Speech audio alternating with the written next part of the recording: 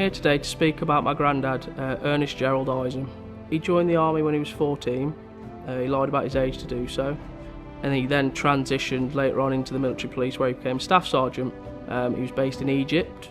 He was then transferred to the African Gold Coast to an American Air Force base. This is where he met Joseph Hill Bamford.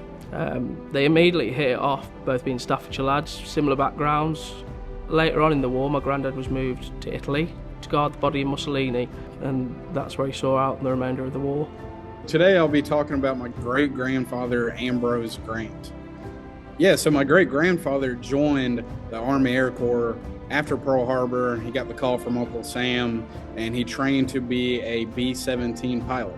By the age of 21, he was flying combat missions, and he was a part of the 303rd Bomb Group, and he was with the 359th Bombing Squadron. Yeah, on his 8th mission, he took heavy damage, and he had to bail out over Holland. Yeah, and there he was captured, and he spent the next 18 months as a prisoner of war in Germany at Stalag Luft 1. Then one morning they woke up and the guards were gone, and the Russians came in and liberated the camp, and they started their journey to go find the Allied forces and get home.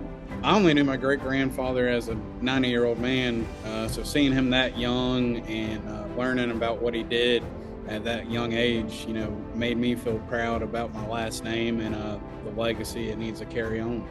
Today I'll be talking about my grandfather, James Karkada. My grandfather was in World War II as a radio operator, and he was stationed in Italy. During the ceasefire and when he was off duty, he used to go to the city, and the people used to greet him and offer him food and drinks.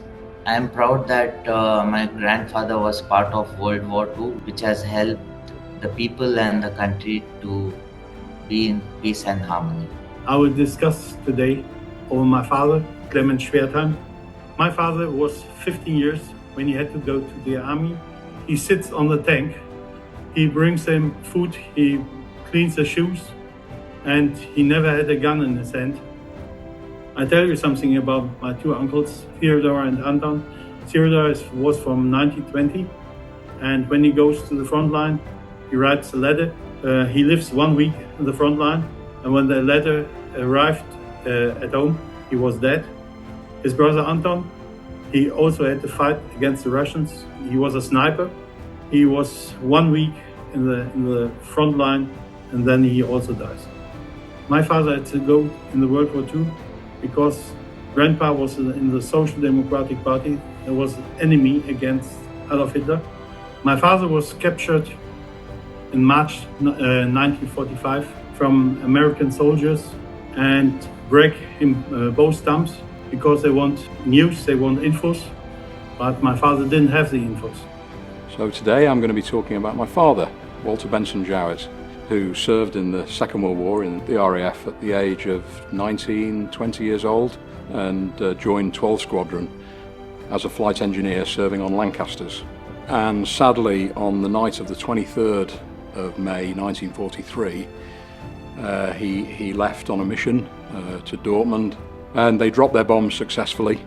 And unfortunately, just as they were climbing back up out over Holland, a night fighter, an Me-110, came up from underneath the Lancaster and riddled the centre fuselage and the fuel tanks with a 20mm cannon. The evacuation order was given. Unfortunately, because of the raging fire in the fuel tanks, only 2 people made it out that night. As my father was exiting the aircraft blew up and knocked him out. Thankfully, his parachute had deployed and saved his life. Quite amazing to think that the family would receive a telegram, very blunt, to say that regret to inform you that your son Walter Benson Jowett is presumed missing in action from a raid on the 23rd, 24th of May 1943. My father was in Stalag Luft 6, which was in Heidekrug up in East Prussia. My dad was very resourceful, and it's quite rare actually to have a photograph from a camp. But he was more sort of entrepreneurial, and he thought if I could gather a good supply, and he managed to save enough cigarettes and chocolates to convince a guard to bring him in a piano accordion, to which he duly used to entertain a lot of his friends in the prisoner of war camp. My father and a fellow Canadian airman actually managed to escape just in time for VE Day. His sister, my Auntie Connie, she did her part for the war effort. She was a very intelligent woman and we understand was active in deciphering code and helping with that side of the war effort.